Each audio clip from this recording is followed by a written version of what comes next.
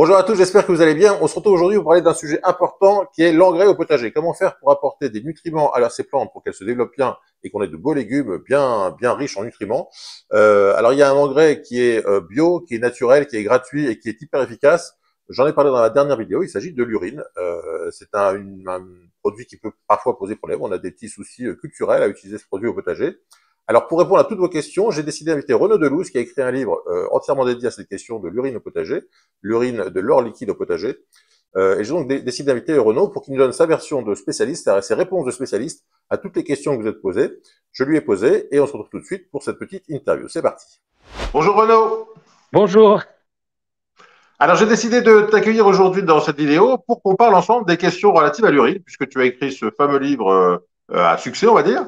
Et je voulais voir avec toi répondre aux différentes questions que se posent les gens qui se posent la question de l'urine au potager. Parce que c'est vrai que dès qu'on parle d'utiliser ce produit comme un engrais, il y a beaucoup de gens qui ont des craintes. Est-ce que c'est ça? Est-ce qu'il n'y a pas de souci par rapport aux médicaments, etc. Donc, je voulais que tu nous expliques un peu ta vision des choses. Ça fait combien d'années que tu étudies l'urine au potager? Eh ben, c'est-à-dire que le livre est sorti en 2016 et les essais j'ai commencé à faire, c'était en 2014. Donc, ça fait presque 10 ans. Oui. Et alors, quelles sont tes conclusions en résumé? Non, mais en conclusion, c'est qu'en France, on est quand même leader au niveau de l'utilisation de l'urine parce qu'on est plusieurs à avoir travaillé sur le sujet. Ouais. Euh, et donc, il y a pas mal de chercheurs maintenant qui sont dessus au niveau international. Les Suisses sont vraiment en avance au niveau des produits commercialisés, c'est-à-dire que l'urine est vraiment autorisée, on va dire, en Suisse. Euh, et, et puis bientôt, il va y avoir l'Espagne mon livre va être traduit et va être diffusé en Espagne. Donc ça, je suis assez D'accord. content Alors, parce que le marché est immense, parce que les gens là-bas, ils savent pas du tout comment faire pour avoir des engrais naturels qui fonctionnent bien et qui soient alors, économiques. alors, tu dis qu'en Suisse, c'est autorisé, mais je crois qu'en Suisse, c'est un produit qui s'appelle Orin ou Orine et qui est un produit qui est traité. C'est de l'urine retraitée. Oui, mais quand on parle de traitement, c'est un traitement tout simple, hein, c'est un traitement biologique. C'est comme un système d'aquarium, en fait, hein.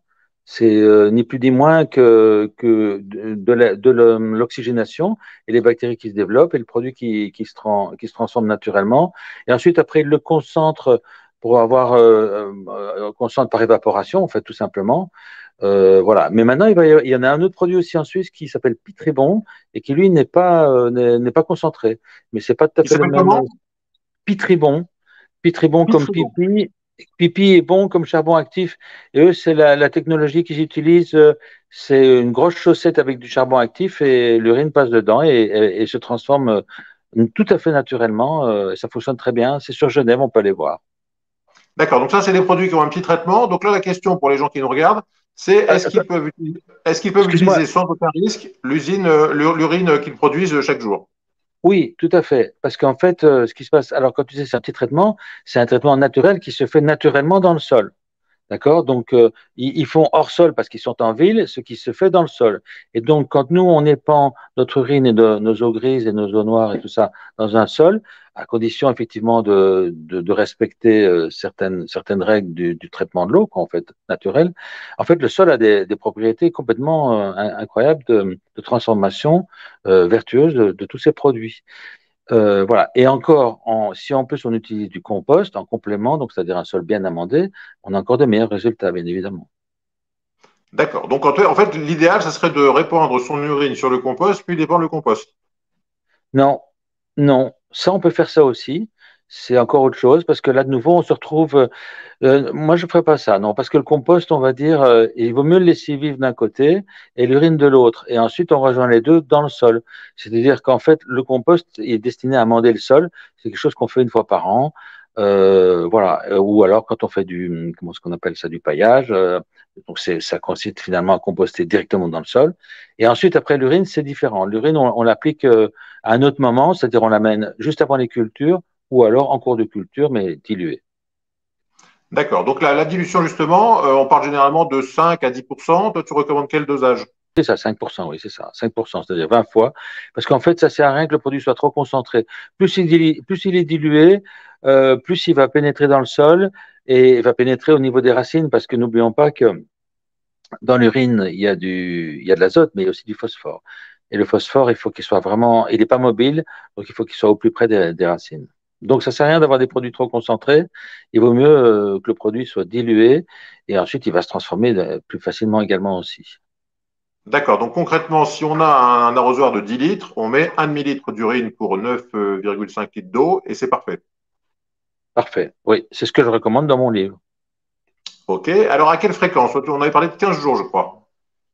Oui, parce que c'est pareil, c'est-à-dire que l'urine va se transformer en 15 jours. Alors l'été, peut-être que ça va aller plus rapidement, peut-être que ça va se transformer en une semaine, mais je dirais que si on respecte un délai d'au moins 15 jours, ça permet à ce que l'urine, enfin le cycle de l'azote ait pu se faire, et quand le cycle de l'azote est terminé, à ce moment-là, on réenclenche une deuxième fertilisation. Parce que si on commence à mélanger du produit frais avec du produit qui est déjà transformé, on, je dirais que ça se passe pas bien en fait. On peut même avoir des contre-effets et perdre des éléments nutritifs qui sont dans le sol et donc c'est vraiment ça peut être contre-productif. Donc c'est-à-dire que D'accord. Donc, si on espace 15 jours, enfin quand il fait bon, hein, il faut quand même qu'il fasse 20 degrés quand même. En hiver, ouais. c'est encore différent. En hiver, d'ailleurs en hiver, on va pas appliquer nécessairement le produit parce que le produit il risque de subir un lessivage. En fait, il ne risque pas vraiment d'en subir un, mais je dirais qu'il vaut mieux se cantonner 1 ou 2 mois avant les cultures et ensuite tout va rentrer dans l'ordre dès que les températures vont monter. C'est l'idéal. Donc on va dire qu'on peut commencer là vers le mois de mars. Ah oui, oui, oui, oui. Même déjà au mois de février, on pouvait déjà y aller, hein. Voilà, parce qu'on dit que la vie Et bactérienne, elle commence à vraiment se développer à partir de 12 degrés. Donc c'est 12 ça, tout degrés, à fait. Tout à fait. on Mais commence c'est-à-dire que déjà au mois de mars pour que les bactéries puissent consommer ce produit et le décomposer. Alors l'intérêt, on dit aussi de l'urine, c'est que c'est un produit qui est déjà minéralisé, qui est directement absorbable. non, il faut attendre 15 jours. Il faut attendre que l'urée soit transformée en ammonium, puis ensuite en azote nitrique. Parce que c'est Oui, enfin, là je veux dire, oui. Voilà, et c'est là que les plantes aiment bien, hein. Donc, Non, mais je veux dire directement, quand je parle de directement, c'est quand on compare au compost, par exemple, où il faut une ah oui, oui, décomposition oui. très lente pour. Ah oui, quoi. Là, Tout on va à dire fait. qu'on applique le produit et 15 jours après, il est absorbable par les plantes. Exactement. Exactement. Et bon, je ne l'ai pas trop décrit dans le livre. En foliaire, il est absorbable directement puisque c'est de l'urée. Et l'urée est absorbable en foliaire. Donc, on peut aussi vaporiser de l'eau, enfin de l'eau, une solution d'eau et d'urine à 5% avec un vaporisateur sur les feuilles. Et là, c'est directement. Assimilable. Non, mais même pur, hein. Même pur, hein, c'est voilà, mais bon, c'est plus technique, hein. Mais voilà, parce qu'en fait, le produit va pénétrer par les feuilles. Donc, D'accord. Même l'urine pure. Ah, notamment je pas. Je pensais que c'était le plus dilué. ouais, notamment sur les céréales, tout ce qui est graminé, tout ça, ils vont le prendre par les feuilles, hein. D'accord. Alors, la grande question que tout le monde se pose dès qu'on parle d'urine au potager, c'est est-ce que c'est sain? Est-ce que si on a prend des médicaments, est-ce qu'on va les retrouver dans le sol? Est-ce que si on prend la pilule, on va retrouver des hormones dans le sol? Donc, quel est ton avis par rapport à tout ça? Bon, je vais donner mon avis là-dessus, mais il y a pas mal d'études qui sont en cours, hein. Donc, du coup, on attendra un peu des résultats vraiment scientifiques, mais il y a vraiment, vraiment beaucoup d'études là-dessus.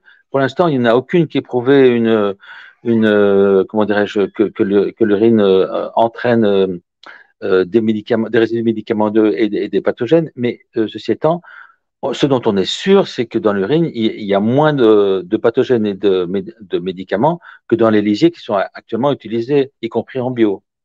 Oui, parce que ça, c'est un argument que j'ai donné récemment sur ma chaîne. C'est que Oui, il y a beaucoup de gens qui sont très opposés à l'utilisation de l'urine en disant on met pas de l'urine dans notre alimentation. Mais par contre, manger des légumes qui ont été enrichis avec du fumier de vaches, de chevaux, de porcs, ça, en général, les gens trouvent ça très bien. Ils trouvent que c'est ah, sympathique, c'est naturel. Et pourtant, c'est ce qui fait la qualité de ces fumiers, c'est principalement l'urine. exactement. Voilà, c'est ça. Donc, du coup, je dirais que par rapport aux produits animaux qu'on utilise, on est plutôt en dessous. Voilà. Voilà, c'est-à-dire que les cochons dont on utilise le lisier en épandage sont Voilà. plus traités aux antibiotiques et à différents traitements que nous en général. Exactement, ou d'autres produits, hein, ou d'autres substances. Voilà. Donc du coup, donc déjà ça, on sait déjà que pour l'instant il n'y a pas eu de problème constaté avec les produits animaux. Donc on n'en a pas constaté avec les produits humains, mais avec les produits animaux, à ma connaissance, non. Et par contre, le pouvoir d'épuration d'un sol est quand même remarquable, puisqu'en fait toutes les stations aujourd'hui là qui marchent bien, là, les stations de traitement naturelles sont basées sur les capacités dépolluantes du sol, justement. Donc, Mais si on respecte c'est la vie du sol qui va décomposer toutes les molécules, quoi. exactement, exactement.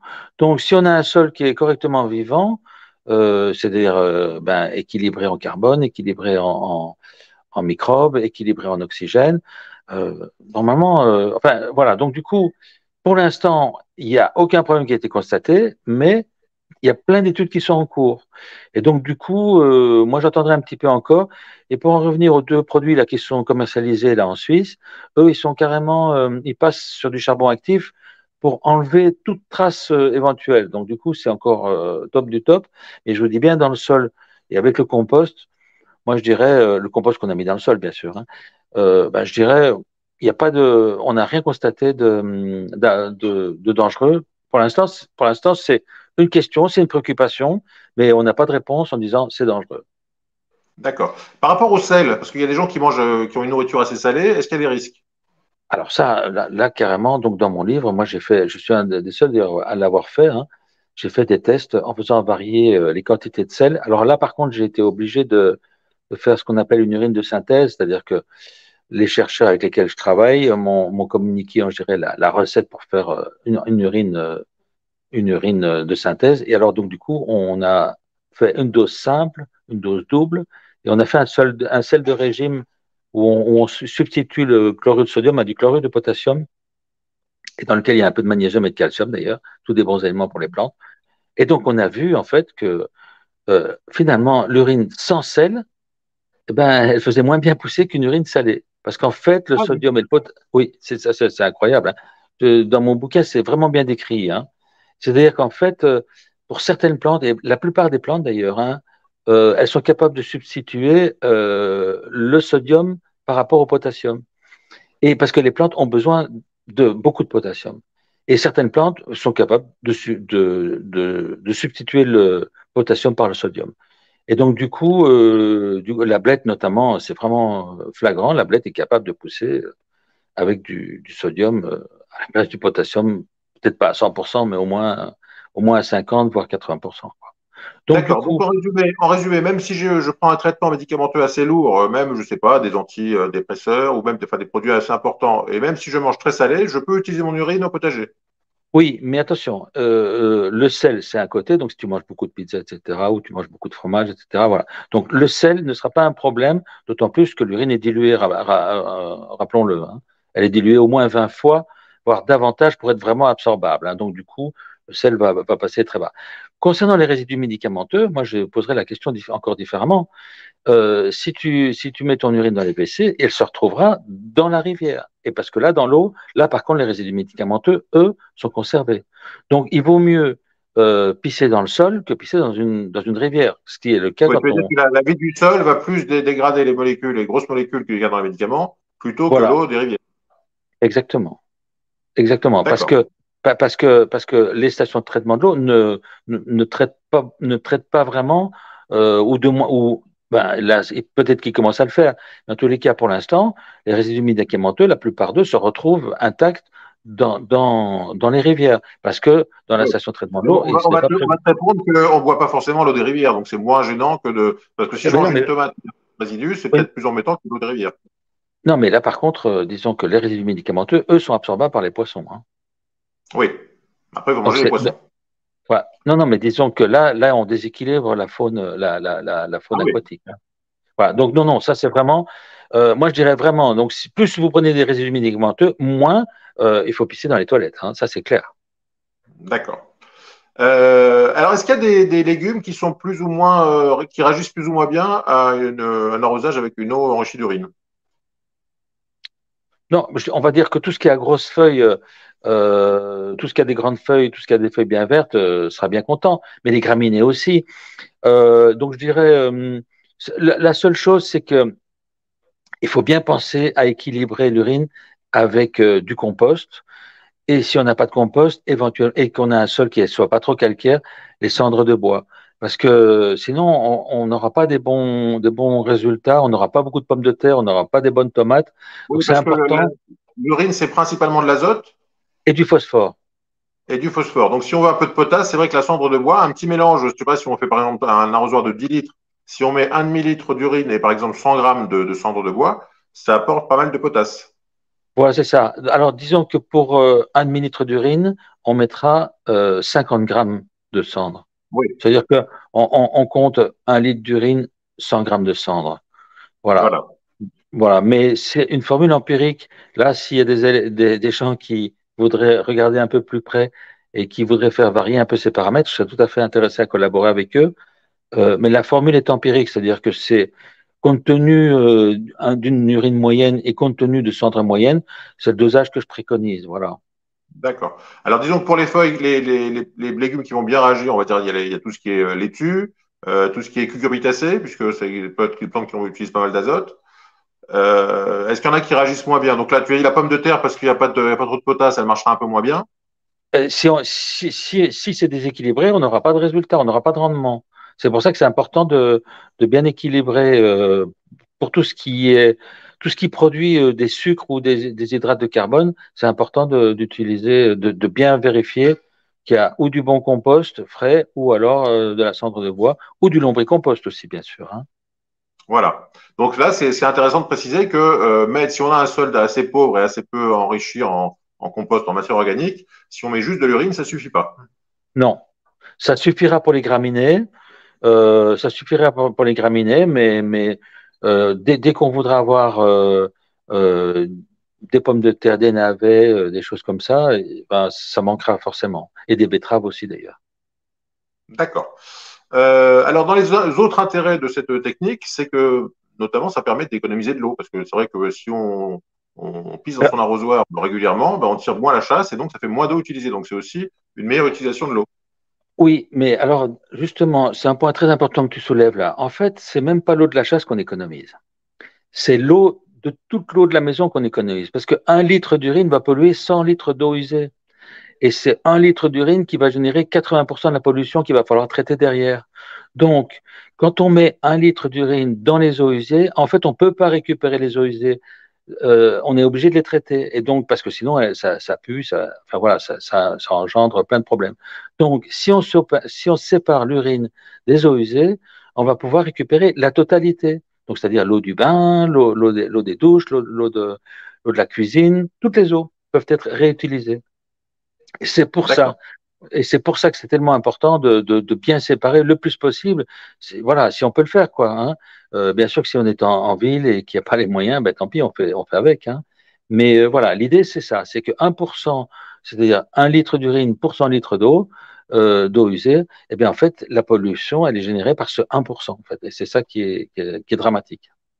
Voilà. Donc, en fait, on économise de l'eau en tirant la chasse, on économise des frais à la communauté parce que les traitements, les stations d'épuration ont moins d'urine à traiter, donc vont moins dépenser C'est d'argent. c'est ça. On économise au niveau écologique, on économise de la pollution des rivières qui va se retrouver avec beaucoup de nitrates et donc tous ces problèmes d'algues vertes qu'on retrouve par exemple sur le littoral breton, etc. On en aura Et un peu des moins. résidus médicamenteux. Voilà. Donc finalement, c'est tout bénef. Ah, mais oui. Et puis en plus, après, on a 4 kilos par personne d'azote, de bon azote. Alors 4 kilos d'azote en bio, 1 kilo d'azote en bio, c'est 4 kilos 20 d'azote euros sur quelle durée? sur une année. Ah, sur une année, d'accord. Ouais, ouais, donc un kilo C'est aussi, d'azote en d'un point de bio. vue économique, d'un point de vue économique, c'est aussi intéressant parce qu'il faut savoir que tous nos engrais, on les importe, que ce soit l'azote, que ce soit le phosphore, enfin, tous les engrais, on les fait venir de l'étranger, donc c'est de l'argent qu'on dépense pour faire amener ces produits. Et si on récupère ces produits en interne, bah, c'est de l'argent qu'on dépense, c'est de l'argent que le pays dépense en moins. Oui. Alors, il y a une chose importante dont on n'a pas parlé, c'est que parfois les gens se disent, bah, puisque j'utilise l'urine, je peux aussi utiliser les fesses, les excréments au potager. Là, par contre, c'est plus potager, tout ce qui est excréments. Les excréments, c'est de la nourriture pour les vers de terre. Donc, c'est pas de la nourriture pour les plantes, c'est de la nourriture pour la faune du sol, en fait. Voire même pour les champignons. Mais je dirais, voilà, c'est pas, c'est un autre registre. C'est le même registre que les résidus de cuisine, les résidus de la cuisine, en fait. Bon, donc c'est un autre. Moi, j'ai pas trop traité de ça parce qu'en fait, il y a plein d'auteurs qui ont traité ça. L'urine, par contre, n'était pas traitée en tant que telle, elle était mélangée. Et moi, je préconise vraiment de mettre l'urine de côté parce qu'elle est décarbonée, l'urine. Et quand on la mélange aux matières fécales, on la recarbone. Et donc, du coup, on re-rentre dans un autre système. Donc, c'est bien de dissocier d'un côté l'urine qu'on peut utiliser directement au potager, et puis tout ce qui est Voilà. excrément qu'on met de côté, qu'on met à composter, qu'on peut utiliser éventuellement pour, je sais pas, les arbres, genre les fleurs d'ornement, mais plutôt éviter de les mettre au potager. Voilà, composter ou lombricomposter, hein. Oui. D'accord. Et bon, là-dessus, moi, il y a aussi quelque chose que je souligne, les excréments des chiens, quoi. Je veux dire, il y a un truc à faire là-dessus. Et les anciens, ils faisaient de la poudrette avec ça. Enfin, voilà, ils déshydrataient ce genre de produit. Et quand c'est déshydraté, ça pouvait être mis en poudre. Et là, à ce moment-là, on avait encore un autre produit avec une autre utilisation. Donc Donc, toi, tu penses que les excréments d'animaux, de chat ou de chien, c'est utilisable au potager? bien sûr, mais pareil. Alors attention, je ne vais pas rentrer dans un sujet que je n'ai pas travaillé en profondeur. Oui, D'accord, parce donc que souvent on dit que c'est beau, c'est plein de pathogènes, hein, tout ce qui est excrément. Par exemple, chez les selles humaines, on a Escherichia coli qui peut être très dangereuse et qu'il vaut mieux éviter de mettre au potager, quoi. voilà, moi c'est ce que je dis, c'est ce que je dis. C'est pour ça que je n'ai pas traité ça en tant que tel, mais je dis qu'il y aurait un truc à faire et il faudrait regarder. En tous les cas, quand on utilise des engrais bio, ce sont tous des engrais qui sont chauffés. Hein, Voilà. par exemple, Alors, là, éventuellement, par exemple, si on monte à plus de 60 degrés, si on attend une certaine durée, il y en a qui parlent de 2 ans de compostage pour les selles. Donc, ah, deux non, ans de compostage, une montée en température, et là, on est à peu près voilà, tranquille, mais il faut pas utiliser après, hein, bien sûr. voilà, c'est ça, une montée en température suffit, hein, je veux dire. Hein. Donc tout ça, c'est relatif. Non, moi, il y a un engrais que j'aime beaucoup, c'est la farine de plume. La farine de plume, elle a été quand même chauffée. Alors chauffée, je pense naturellement par un échauffement naturel, mais elle a été chauffée quand même. Et Ouais, donc, la plume, c'est comme les cheveux, c'est comme les ongles, c'est de la kératine, c'est plein voilà. d'azote, et donc c'est intéressant. Mais par contre, la différence, c'est que les farines de plume, personne n'en a chez soi, alors que l'urine, tout le monde en a chez soi, donc c'est pour ça qu'on parle de l'urine aujourd'hui. Oui, exactement. Mais on parle quand même de la farine de plume parce que c'est quand même un engrais qui dure sur 3 mois et qui est quand même un bon complément. Et enfin, il y a la farine de sang, la farine de plume. C'est quand même des bons produits. Tant qu'on peut en avoir, ben, ça vaut le coup de les utiliser parce que ça complète bien l'action de l'urine en fait. Il y a Voilà. Mais bon, un petit action pour moyen les gens qui terme. n'ont pas les moyens de se procurer ce genre de produit, on a dit, donc si on fait un arrosage à 5% tous les 15 jours sur l'ensemble des Voilà. légumes, on aura des Voilà. résultats. Est-ce que tu as constaté des variations de production, c'est-à-dire entre une culture enfin, arrosée à l'eau plus urine? Non, alors Non? nous, les essais, on en a fait plein, plein, plein, plein, plein. L'urine est un vrai engrais qui marche très bien et qui marche aussi bien qu'un autre quand on parle des engrais faiblement riches en carbone, hein, d'accord? Donc, c'est un engrais, donc, ce qu'on peut qualifier de minéral, mais d'origine 100% naturelle. Oui, mais tu n'as pas fait de test en comparatif entre une planche avec l'engrais, enfin avec urine, et une planche sans urine? Si, on n'a fait que ça. On n'a fait que Alors ça. Euh, qu'est-ce que ça donne comme résultat? non, mais je veux dire, non, mais là, tous les résultats sont. Enfin, je veux dire, ça pousse pas si tu n'as pas mis d'urine, puis point. Ça pousse Non, pas, mais puis voilà. on va dire, si j'ai un sol, on va dire un sol correct, parce qu'il y a plein de gens qui ont des résultats, qui ne mettent pas d'urine dans leur sol et qui ont un potager Ah qui non, donne quand même. non, non, non, non, non. La première année, ça va. La première année, tu n'as pas besoin de mettre d'engrais, jamais. Mais la deuxième année, tu peux pas. Non, non, tu n'as D'accord. pas de Donc, résultat. si tu as une utilisation classique, c'est-à-dire tu as un potager, chaque année tu mets un peu de compost, un peu de fumier de vache, enfin tu enrichis un petit peu comme tu Ah, peux. alors par contre, il y a des gens qui ne se rendent pas compte de ça parce qu'en fait, ils rajoutent du terreau. Et dans les terreaux du commerce, tu as toujours de l'engrais dedans. Ouais. Donc ils croient qu'ils ne mettent pas d'engrais, mais en fait, ils en mettent via le terreau. Hein? Quand vous mettez du terreau du commerce, vous avez les plantes, elles poussent carrément dedans parce qu'il y a de l'engrais. Hein. C'est la norme qui veut ça d'ailleurs. Mais ma question, c'était quelqu'un qui a un potager, qui chaque année récolte des pommes de terre, des tomates correctement, parce qu'il apporte soit du fumier, soit du terreau, enfin bon, il apporte différentes choses, il a une récolte correcte, et puis d'un coup, il décide de mettre en plus de l'urine. Est-ce qu'il va constater, je ne sais pas, plus 10, plus 20% de récolte? Oh oui, au moins, au moins. Non, ça va lui changer la vie, hein. Clairement. Ouais. Les gens qui Non, mais l'utilisent. il y a plein de gens, il y a plein de gens qui aujourd'hui n'utilisent pas encore l'urine et qui ont des belles récoltes parce qu'ils utilisent peut-être d'autres apports, ils vont mettre du compost, du fumier, je sais pas. Mais il y Non, a plein de gens qui n'utilisent pas l'urine et qui ont des belles récoltes. La question, c'est est-ce que s'ils rajoutent de l'urine, ils auront d'encore plus belles récoltes? alors, il ne faut pas non plus exagérer. C'est-à-dire que s'ils amènent déjà de l'azote sous une autre forme, rajouter de l'urine, si on dépasse une certaine limite, c'est pas bon non plus. D'accord? Voilà. Les plantes vont. Donc, faut pas surdoser, ça se calcule. Donc, c'est-à-dire que quand on a un potager, quand on a 1 m² de potager, ou 10 m² ou 100 m², ça se calcule. Donc, par rapport à ce qu'on met, par rapport aux résidus des années précédentes, par rapport à ce qu'on a mis à l'automne, Voilà, donc ça se calcule un minimum. Voilà, tout ce que je veux dire, moi, c'est que… On va dire que l'urine, c'est plutôt conseillé à des gens qui essayent de faire des potagers, qui ont des récoltes pas terribles, ils trouvent qu'ils récoltent pas tant que ça. Et dans ce cas-là, c'est probablement un problème de nutriments en carence, des carences de nutriments. Et dans ce cas-là, l'urine va être vraiment un intérêt, l'urine plus la cendre pour la potasse, ça peut être vraiment, ça peut changer la donne, quoi. Tout à fait, c'est exactement comme tu l'as dit. C'est-à-dire que si vous avez une technique qui marche, changez pas, laissez comme ça. Hein.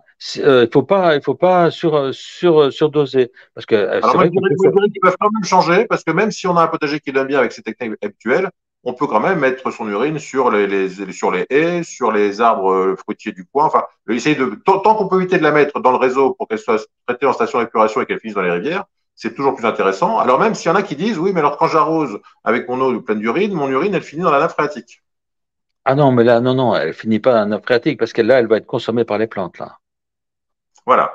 Donc, c'est toujours plus intéressant. Même si on a un potager qui donne bien et qu'on n'a pas envie de mettre de l'urine dans son potager, on peut tout à fait mettre son urine, je vous dis, dans les haies, dans les arbres, un peu partout, sur son gazon, pourquoi pas. Ça permet d'éviter d'avoir de tirer la chasse et d'avoir plein de produits à traiter en station d'épuration. Voilà. Et sur les stades de foot, hein? Sur les stades de foot, un peu partout. Hein. Bon, Plutôt sur station d'épuration. les stades de foot, ils pourraient tout à fait être fertilisés à l'urine, il n'y a pas de problème. Hein. Tous les espaces verts. Donc voilà, ça fait des bonnes prairies. Ces bonnes prairies recyclent la plupart des nutriments qu'on a. Et justement, tiens, dont on parlait du sel là, quand on est à l'intérieur des terres, il n'y a pas assez de sel dans les prairies. Et les herbivores, les lapins, Oui, on les a besoin de sel, chevaux, oui. ils ont besoin de sel. Et donc, enfin, les animaux sauvages, on va dire, la faune sauvage, elle a besoin. Donc, du coup, c'est important d'avoir un peu de sel, de recycler le sel, parce qu'il va passer justement, dans leur fourrage.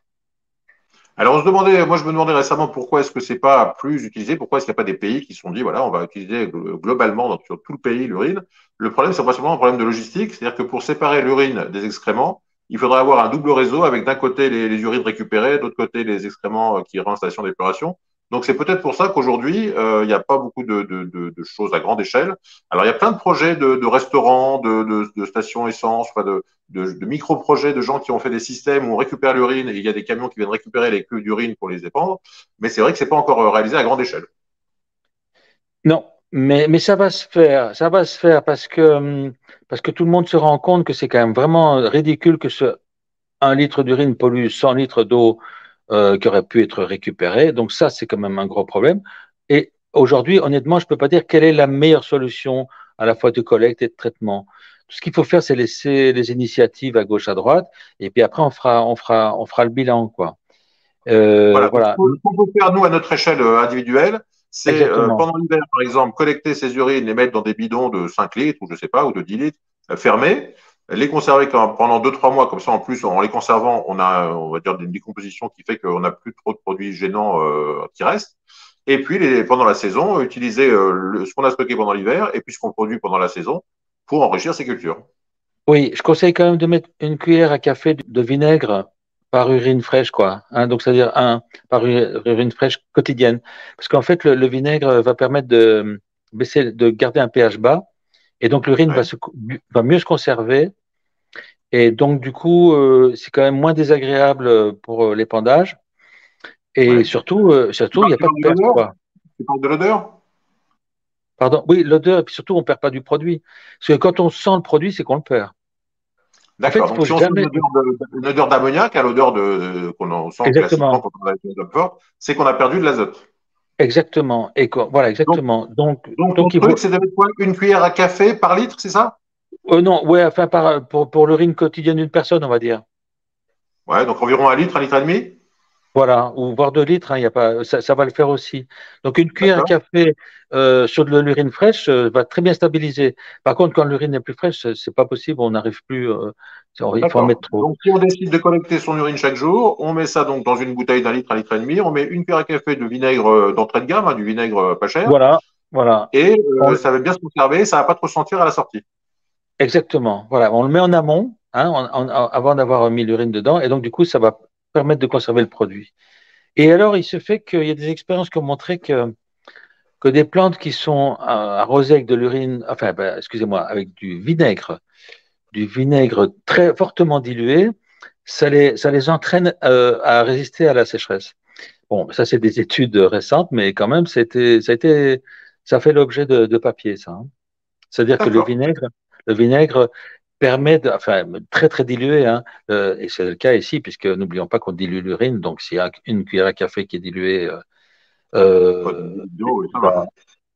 dans, dans un litre d'urine, puis ensuite dans 20 litres, donc c'est clair que c'est vraiment dilué. Et puis la cuillère à café de vinaigre, ça permet aussi, si on rajoute de la cendre, comme la cendre est très basique, ça permet de compenser un petit peu.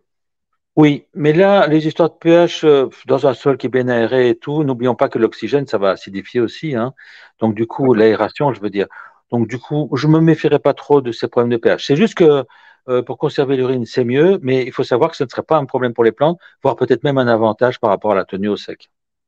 D'accord. Alors pour conclure, on a dit, on conserve son urine tout l'hiver dans des bidons, on met un peu de vinaigre pour mieux la conserver qu'elle sente moins. À Voilà. l'utilisation à partir de mars, on met 5%, c'est pas la peine d'en mettre plus parce que ça a un effet, c'est contre-productif, donc 5%, Ouais, donc 1 demi-litre pour 10 litres d'eau ou pour 9 litres et ouais, demi. ouais. On arrose avec ça tous les 15 jours. Donc, on peut, par exemple, si on a un grand jardin, mettre un petit peu chaque jour sur une planche par jour. Chaque jour, on donne à une planche. Et puis, comme ça, tous les 15 jours, on tourne. Et là, on a une production. Si on avait une production qui était un peu faible parce qu'on n'avait pas apporté assez de nutriments à ces plantes, et bon, on va avoir une production, s'améliorait. Et si on avait une production qui était bonne avant, bon, bah, ça améliorera peut-être un petit peu, mais c'est pas non plus la peine de surdoser parce que là encore, le surdosage d'azote, ça peut être aussi un problème. On peut avoir des problèmes de pucerons, on peut avoir des problèmes de maladies même sur les tomates. Donc, il faut apporter des nutriments, mais ni trop peu, ni trop. Donc, voilà, on a bien Oui, résumé. on a bien résumé. On peut aussi avoir des problèmes de plantes qui tombent aussi, hein. Donc, c'est-à-dire de De plantes verse, de qui verse, oui. tombent, de verse. Donc, du coup, c'est pour ça que je dis, soit vous fertilisez de votre manière, et puis il n'y a pas de souci. Et là, donc, du coup, il ne faut pas surdoser donc, avec l'urine. Mais si vous avez des résultats moyens, comme je pense que ça doit être le cas, si vous n'avez rien du tout, Ouais, il y a beaucoup de euh, gens qui font des potagers puis qui ont des résultats moyens et qui se disent qu'est-ce que je pourrais faire pour améliorer. Donc, ça, c'est pour eux. ouais, exactement. Par contre, je conseille quand même d'arrêter un mois avant la récolte pour tout ce qui est feuilles. Parce que, disons qu'il faut le savoir que quand vous mangez des épinards, des salades et tout, c'est toujours plein de nitrates en fait. Et D'accord. alors les nitrates, c'est pas prouvé que ce soit dangereux, mais tous les cas, si vous vous en méfiez, à ce moment-là, je vous conseille vraiment d'arrêter un mois avant, voire même à ce moment-là de bien penser à arroser à l'eau pure 15 jours avant. D'accord? C'est important ça. D'accord. Voilà, parce que sinon vous allez vous retrouver vraiment avec. Il faut savoir que quand on mange des épinards et des salades, vous en mangez toujours des nitrates naturels, hein. Mais Ouais. si vous vous êtes méfiant par rapport à ça, je vous conseille, puisqu'en fait c'est un peu je dirais là-dessus, c'est pas vraiment une. Il y a des avis d'un côté blanc et des avis noirs. Moi, je peux pas trancher là-dessus. Mais donc, du coup, par mesure de précaution, moi, je préconise d'arrêter 15 jours, un mois avant. D'accord. Bon, est-ce que tu as d'autres choses à rajouter? Est-ce que les gens qui ont lu ton livre t'ont remonté des questions qui reviennent souvent et qu'on n'a pas évoquées aujourd'hui? Non, mais par contre, si vous avez des photos de résultats, d'expériences à partager, moi, ça m'intéresse, hein. Renvoyez-les-moi par mail. Le mail est donné dans la fin de mon bouquin. Moi, j'aimerais bien que tout le monde partage ses expériences ou ses échecs aussi, mais plutôt les expériences positives, c'est quand même mieux. Mais bon, s'il y a des échecs à faire connaître, allez-y, hein. Moi, ça m'intéresse. Voilà. Ben, écoute, alors moi, j'invite tous les gens qui veulent en savoir plus sur l'urine au potager à consulter ton livre qui s'appelle, rappelle-nous le titre, L'urine de l'or liquide au jardin. de l'or liquide au jardin. Je mettrai le lien vers un site où on peut acheter ton livre en description de cette vidéo. Et puis, en tout cas, Renaud, je te remercie beaucoup pour toutes ces explications. Et puis, Ben, je te- j'invite évidemment tous ceux qui ont des questions à poser des questions en commentaire. Et puis, je pense que tu viendras peut-être sur YouTube pour répondre aux questions s'il y a des questions auxquelles on n'a pas répondu aujourd'hui. Volontiers, Voilà. Et donc, si volontiers. vous avez apprécié cette vidéo, n'hésitez pas à mettre un petit pouce bleu. Si vous n'êtes toujours pas abonné à la chaîne, ben, je compte sur vous pour nous rejoindre. Et puis, on se retrouvera peut-être dans quelques temps pour faire un nouveau point sur l'utilisation de l'urine au potager. Très bien, pas de problème.